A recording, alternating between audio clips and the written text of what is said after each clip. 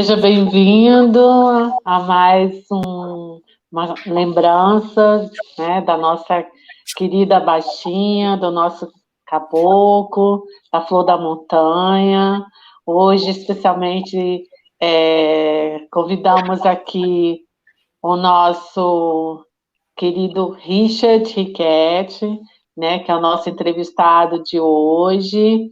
A nossa proposta aqui é uma proposta de trazer cada dia um irmão que possa nos agraciar com suas lembranças.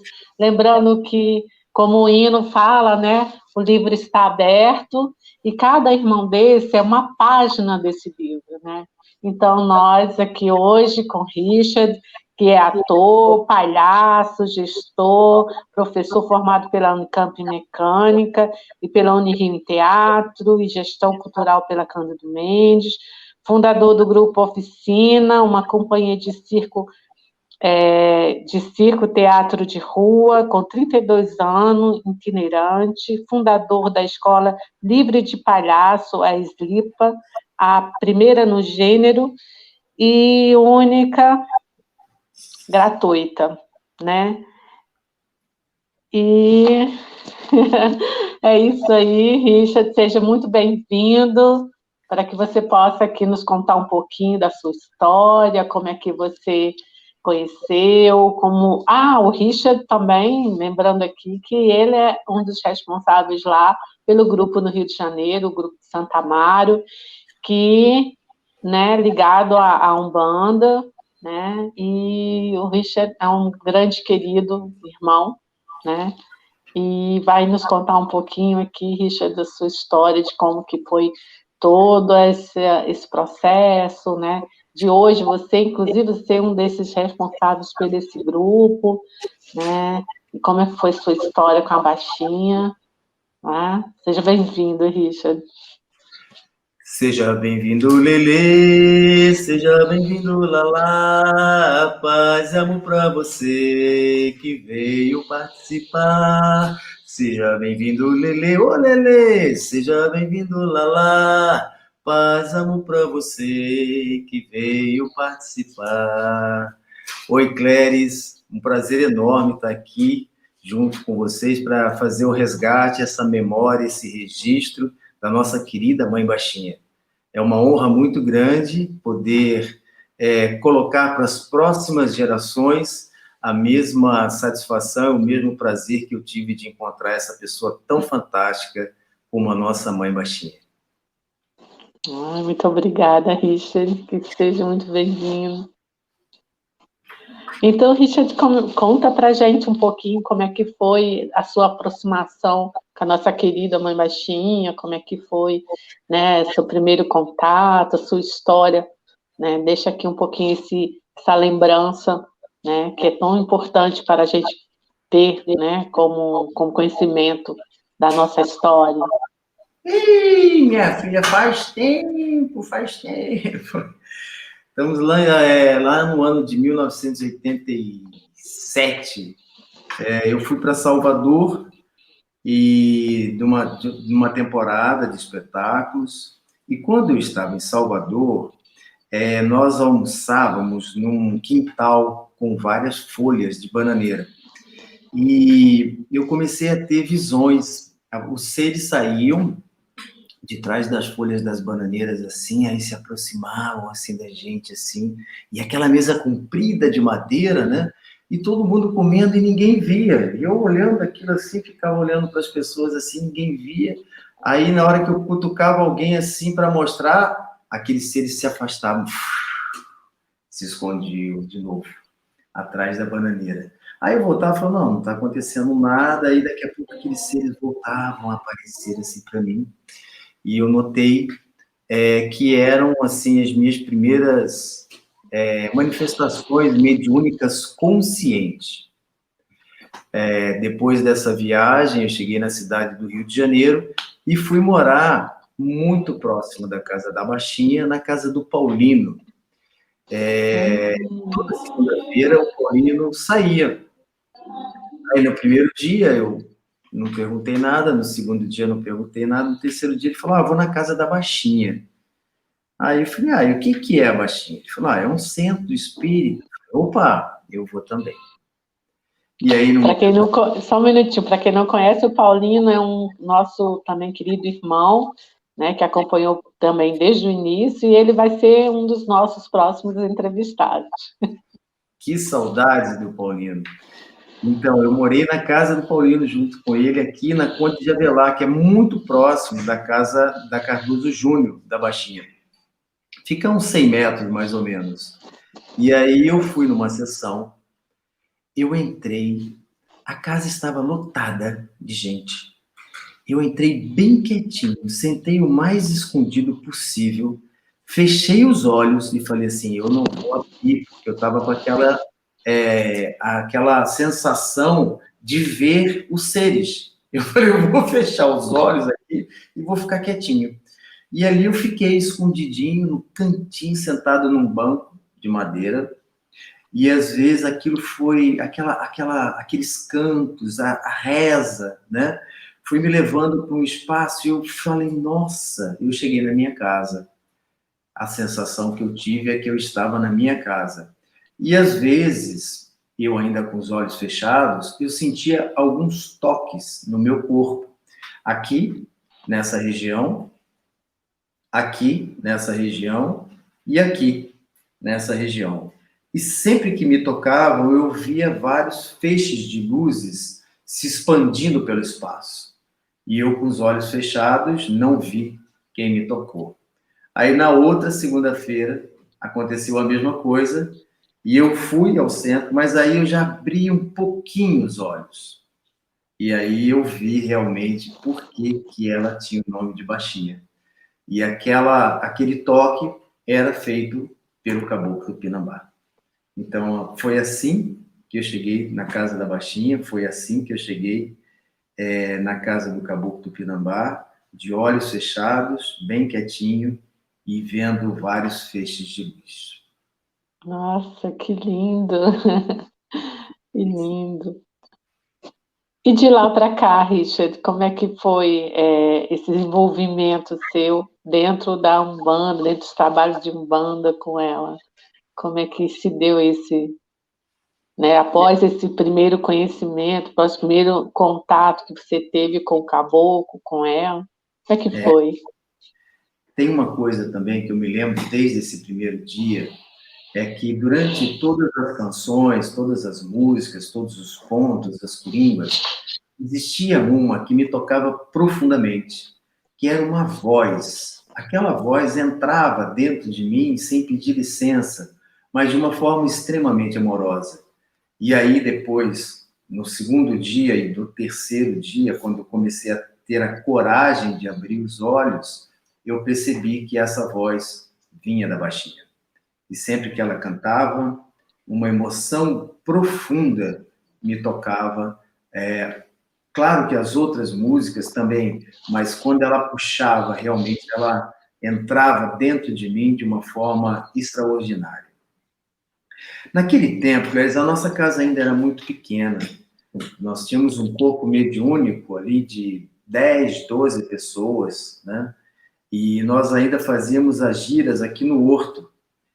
E logo que eu entrei na casa, tinha o Gil, tinha a Ana com seu caçador, tinha o Roberto, o Marcelo, claro. Eles começaram a me orientar e falaram, rapaz, por que você não faz a cambonagem? Faz a cambonagem, faz alguma coisa.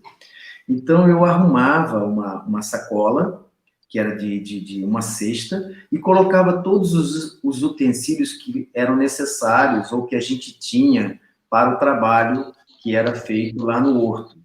A gente caminhava uns 15 minutos e passava por uma cachoeira, tomava um banho, e aí chegava naquele terreiro que era uma graça. Ele era pequeno, mas foi uma clareira no meio da mata, o congá, o assentamento, e ali a gente fazia as nossas giras.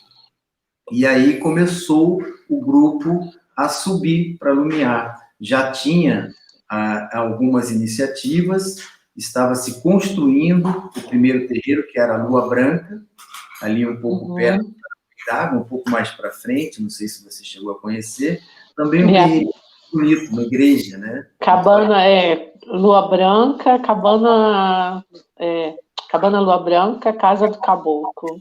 Isso. Sim, primeiro lugar onde eu tomei o Daime, que eu conheci o Daime, foi lá. Graças a Deus. Retornando aqui, né, após toda essa trajetória também, né? Porque tudo tem uma conexão, tudo tem uma ligação. A primeira vez que eu tomei Daime também foi ali, nessa cabana. Que bom. E já tinha a Casa das Crianças. Era uma coisa que o caboclo sempre falava, cadê a Casa das Crianças? Vamos construir a Casa das Crianças. Isso eu sempre soube. Sempre, primeiramente, a Casa das Crianças, inclusive na Flor da Montanha, onde hoje é a Flor da Montanha, primeiro a se construir foi a Casinha das Crianças, para depois se construir a igreja, né? Então, sempre prioridade é a Casinha das Crianças. Inclusive, a gente vai começar agora uma campanha para a melhoria da casinha, porque está precisando. Eu já vou até anunciando aqui.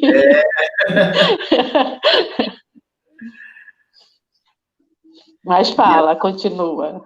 Não, e eu sempre tenho a sensação que cada filho da nossa casa teve uma experiência única e contundente com a baixinha.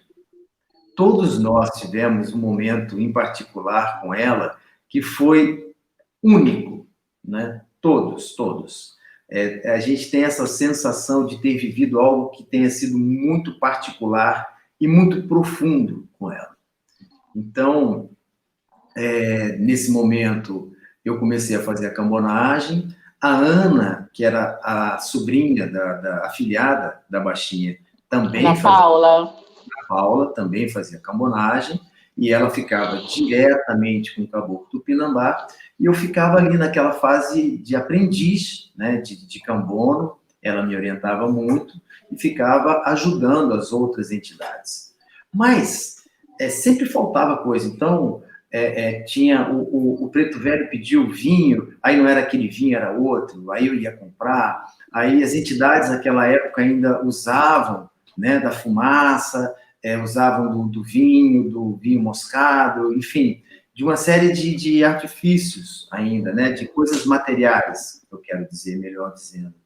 E eu tentava providenciar da melhor forma possível, mas sempre faltava alguma coisa. E as entidades generosamente falavam, deixa, depois você arruma, deixa, depois você arruma. E eu fui percebendo que a essência da casa, ela estava baseada na aceitação, na amorosidade, na cura, né? E na humildade. Eu acho que esses são os atributos que eu aprendi logo de sempre. Estive aprendendo isso e continuo aprendendo até hoje. Legal, que bom, Richard. E me diga uma coisa, dentro desses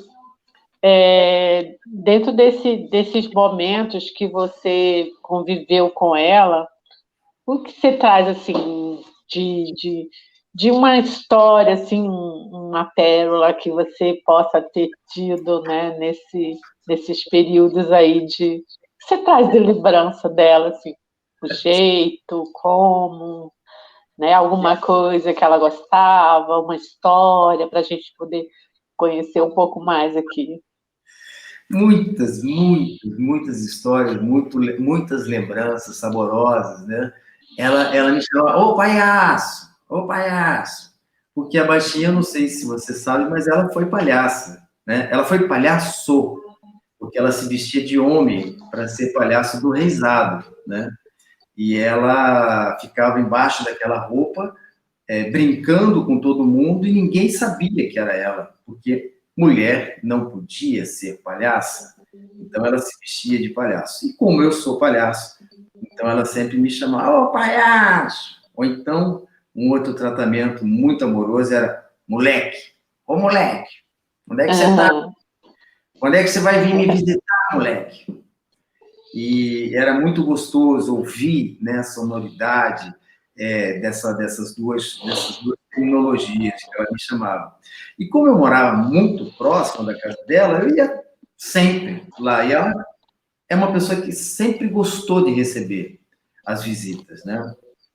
E muitas vezes eu estava em casa, perturbado, cheio de problemas. Eu vou lá na baixinha, vou falar com ela disso, vou falar aquilo, eu quero saber disso, eu quero saber daquilo. E aí eu saía de casa e ia subindo as escadas, e quando eu chegava lá, eu era possuído por uma alegria e por uma amorosidade. A gente ficava brincando e cantando e falando histórias e comendo. A gente gostava muito de comer juntos também. E depois eu voltava para casa super feliz, falando, caramba, eu não falei nada. Isso era uma coisa que acontecia sempre nos nossos encontros, né? Mas tem uma história em particular que é muito remota. Eu liguei para a Baixinha e falei assim, Baixinha, eu quero o telefone da Luli, porque eu quero pedir para que ela faça uma música que seja em resposta ao palhaço Carequinha, que diz que o bom menino não faz xixi na cama. Eu acho isso uma besteira, eu acho que todo menino bom faz xixi, não faz xixi, a questão não é essa. Ela falou, eu não vou te dar o telefone dela, não. Eu falei, ué, Baixinho, mas por quê? Porque eu vou te dar o telefone de outra pessoa. Eu, assim, deixa comigo. Desliguei o telefone. Naquela época, a gente tinha secretária eletrônica, você lembra disso? Lembro. Eu Os saí, velhos telefones. eu saí para trabalhar e quando eu voltei, a música já estava pronta. E era o Marcelo cantando essa música. Você pode cantar um pouquinho para a gente, sabe? Aí vem o palhaço pulando e sorrindo, dando gargalhada, brincando de cor, pintando sete com seus amiguinhos. Essa criançada que é um amor, criança levada, quieta, piveta, até malcriada sabe se entender, dá logo um jeito em toda a moçada fazendo piada de tudo que vê. Qual a criança que não sabe rir, é como parar de fazer xixi. Não sei como adulto consegue ficar sem dar gargalhada, rir até chorar.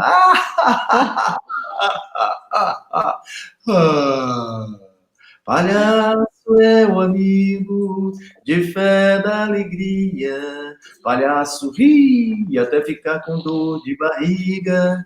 Palhaço é o adulto que não se esqueceu de ser criança, depois cresceu, de ser criança, depois cresceu, de ser criança, depois que cresceu. Nossa, que barato! E estava lá para você de presente.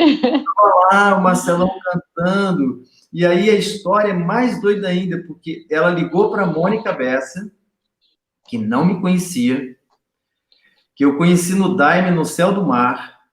E no dia que eu conheci a Mônica, eu não sabia quem ela era. O Daime falou assim, tá vendo aquela pessoa lá? Ela vai ser muito importante na sua vida.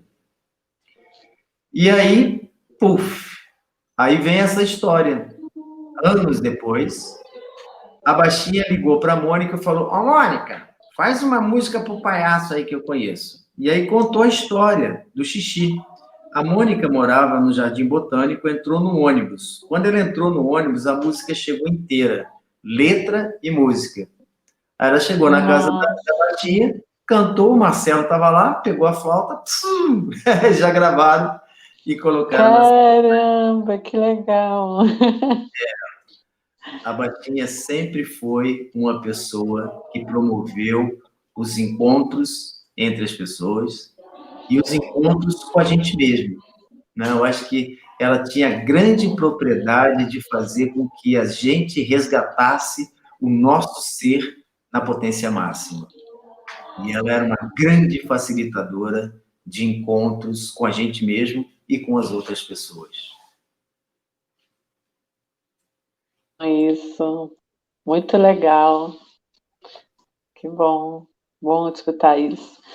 Me diga uma coisa, como que foi como que você chegou assim, hoje? Uma vez eu estava na gira, não sei se você estava, mas a tia Antônia, nessas últimas giras, me falou muito sobre você, né? Sobre uma entidade, né, sua. E hoje você é uma pessoa que está à frente, né, como o Beto aqui, responsável pelas giras da Flor da Montanha, você, né, é responsável pelo grupo lá de Santo Amaro. Como que foi isso? Como se deu esse processo todo? E em que ponto você chegou? Conta aí pra gente um pouquinho. Olha, é inexplicável, porque tanta gente, né, para estar à frente desse trabalho, e para mim é sempre curioso e misterioso esse processo. Nossa casa era uma casa pequena e ela sempre promovia trabalhos de cura. E sempre, sempre, sempre foi o trabalho do Caboclo Tupinambá realizar as curas. E logo na sequência, depois de passar por desse aprendizado como cambono auxiliar, eu comecei também a fazer a cambonagem do Caboclo Tupinambá. E era um momento assim muito especial para mim, quando eu ia tomar bênção. Eu me ajoelhava e abraçava o caboclo de joelhos e ficava quase da altura dele, né, da baixinha, um pouquinho mais baixo, de joelhos, e eu sentia um amor profundo. E aquilo era uma bênção para mim. E depois eu comecei a fazer o desenvolvimento, receber as entidades, até que chegou um dia, nós estávamos num centro ali em Santa Teresa, e o caboclo, caçador mirim, chegou e cantou o ponto dele, e assim iniciou essa entidade maravilhosa que é o seu caçador mirim. Aí passou alguns anos, a baixinha me chamou e falou assim: você vai fazer o juramento de bandeira.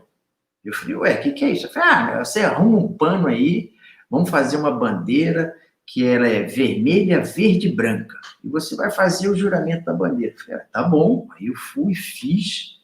E aí nós estávamos com um centro, Clésia, eu não sei se você chegou a conhecer, mas era lá na Flor da Montanha, mas lá em cima do morro, antes da igreja. Você lembra disso? Onde tinha um terreiro lá em cima? Lembra? Eu cheguei mais ou menos já nesse final assim desses trabalhos lá em cima, né? Mas eu escutei muitas histórias, porque Sim. daí eu fui para o Nordeste, que eu sou nordestina, né? Uhum. E aí voltei já bem mais, né? Bem depois de alguns anos. Aí a gente subiu lá em cima, nós fizemos um descampado e começou a gira. E aí nós fizemos, então, esse ritual orientado pelo Caboclo Tupinambá do juramento da bandeira, né? Que a princípio, assim, a baixinha não explicava muito. Ela falou: você vai fazer o juramento da bandeira. Depois eu fui tendo essa compreensão, né? Que era o juramento, que era a firmeza de que eu estaria segurando a bandeira, né? Mas isso, assim, de uma forma muito espontânea, muito livre, muito aberta, muito do coração mesmo, sem uma compreensão, um estudo mais elaborado.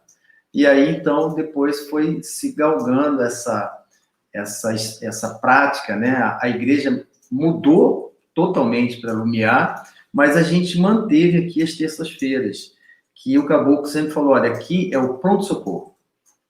Lá é o hospital e aqui é o pronto-socorro.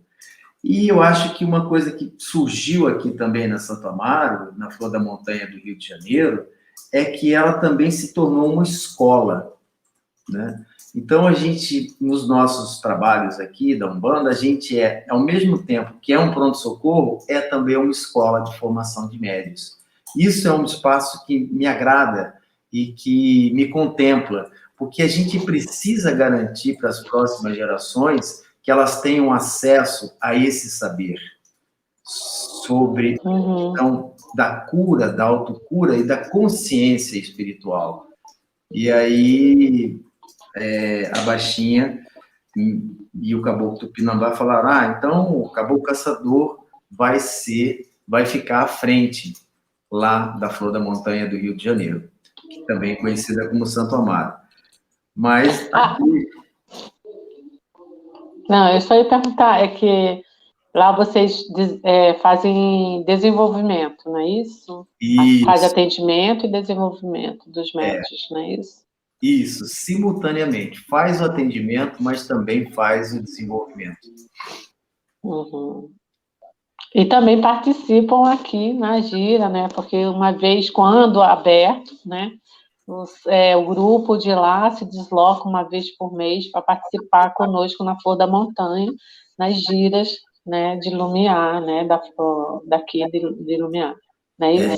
E é um grande momento, né, de confraternização, de união, né, das duas casas da Flor da Montanha, e é um local também onde a gente faz um trabalho mais demorado, né, porque aqui na cidade nós não temos acesso à terra, nós não temos acesso à mata, né, não temos acesso à água, é um prédio, né, então quando a gente vai para a Flor da Montanha aí de Lumiar, é uma celebração, é uma festa, é um grande momento. Ai, que ótimo. E sempre acrescenta para nós, então, né? Porque tem um corpo muito bom de médios, né? Da casa, os antigos da casa, como a Marisa, a Madá, a Elsa, todo mundo, né? O, né, o grupo também masculino, né? Não citar os nomes agora, mas reconheço toda a importância de todos quando chegam aqui para dar essa força, né, para casa, né? É muito bom isso. Muito Eu, bom. Richard, canta um pouquinho desse seu ponto do Caçador Mirim. Pode?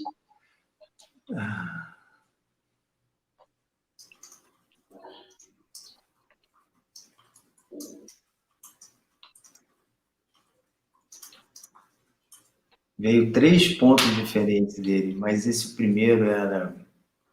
Como é que é, meu amor? Você lembra? Ele é caçador, Ele é caçador, ele é caçador das matas, ele é caçador, ele é caçador, ele é caçador, ele é caçador das águas, ele é caçador.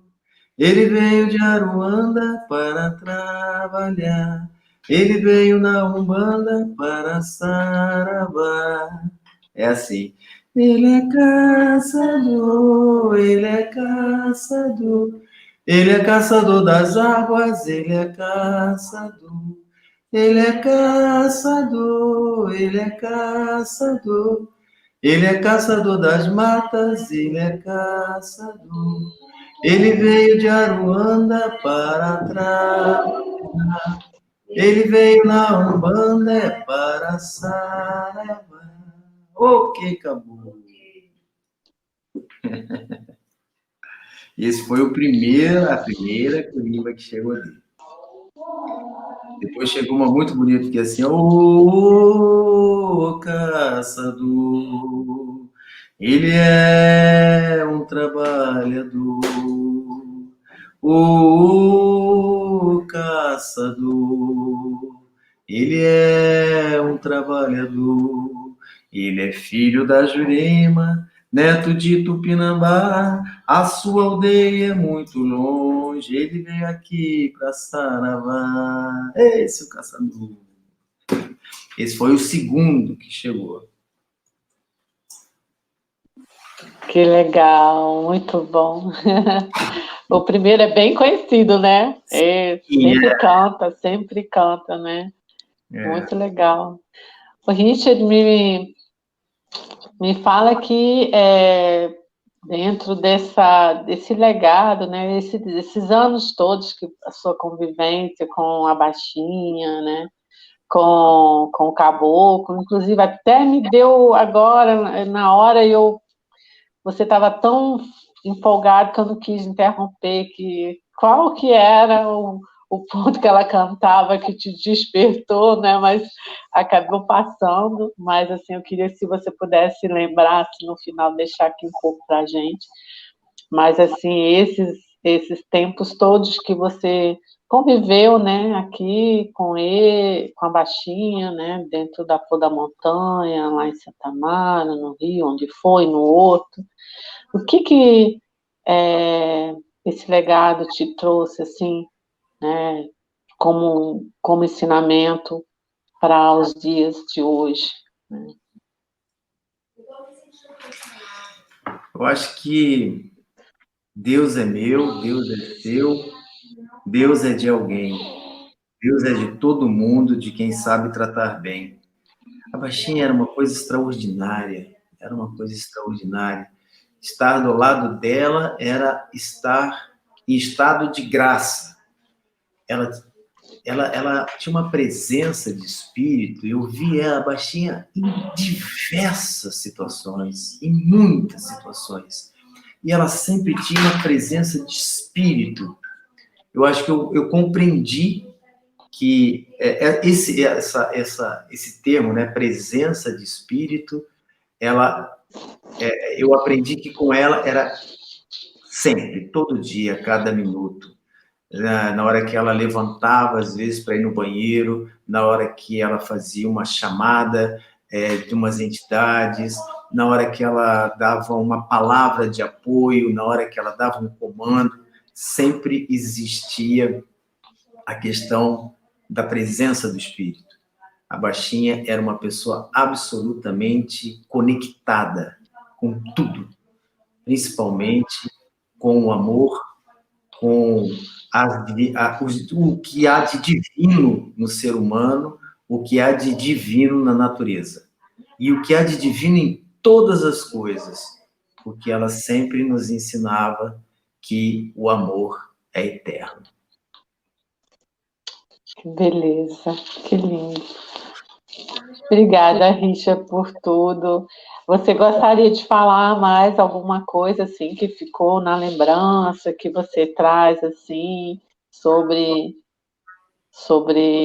ela, sobre o Caboclo? Gostaria de deixar mais alguma palavrinha aqui para nós? Eu sempre vi assim a família, né? Baixinha, Marcelo, o Nilo. A primeira vez que eu dormi na casa da Baixinha, ela me ofereceu o berço do Nilo. Era ali ainda na Rua Branca, em Lumiar, né? Falei, meu filho, deita aqui, ó, vou arrumar uma cobertinha para você. Então, essa amorosidade, né? Essa capacidade que ela tinha de acolher cada um e, através de uma convivência, ela promover a cura de todos, né? É um exercício da fé. Eu acho que o livro escrito pela Alba é muito pertinente, né? Que é o exercício da fé. É a fé que a fé resolve, né? E eu vi muitas pessoas sendo curadas, inclusive eu. E me curo a cada momento que me encontro, que eu vou às nossas giras. E esse é o grande legado da Baixinha. É possível sermos pessoas melhores e tornarmos o mundo um local onde o amor seja exercido a cada momento. Nossa, muito belo, emocionante aqui para nós, que torne assim, né, essa sua mensagem, né, como uma lembrança assim para o nosso dia, né, para nossas vidas, né, para que a gente possa estar sempre lembrando disso que ela nos deixou mesmo, né, que acho que a gente acaba no dia a dia, a gente vai esquecendo, mas é quando a gente, né, deseja mesmo ir fundo, acho que é nesse sentido aí, né, tornarmos pessoas melhores, que é possível, é possível. Agradeço de todo o coração a sua participação aqui hoje, né, Richard? E faltou, se você lembra, o Vou ponto que... Vou terminar com ele. É possível, né, a gente se tornar, e necessário a gente se tornar melhor. Então, quero agradecer a você pelo convite, agradecer a todos da equipe, agradecer, fazer parte dessa casa maravilhosa, que até hoje, quando eu chego, eu sinto que eu faço parte, eu digo, essa é a minha casa, e eu quero cantar, então, o ponto que a gente tinha combinado, que é o seguinte. Eu sou o tempo, o tempo sou eu. Eu sou o tempo sou eu. O tempo me leva, o tempo me traz. O tempo me diz o que eu tenho que fazer. O tempo me leva, o tempo me traz. O tempo me diz o que eu tenho que fazer. O azul sou eu, o verde sou eu, o rosa sou eu, o branco cristalino sou eu. Eu sou o tempo sou eu. A minha mãe querida, ao caboclo Tupinambá, toma uma bênção e o tempo nos dirá. Obrigada, Richard, mais uma vez. Lindo. Muito obrigada. Gratidão, né, a você. E é esse momento especial aqui hoje. Muito obrigado, Cléris. Vamos seguindo, sempre juntos. Unidos, juntos, seremos melhores. Com certeza.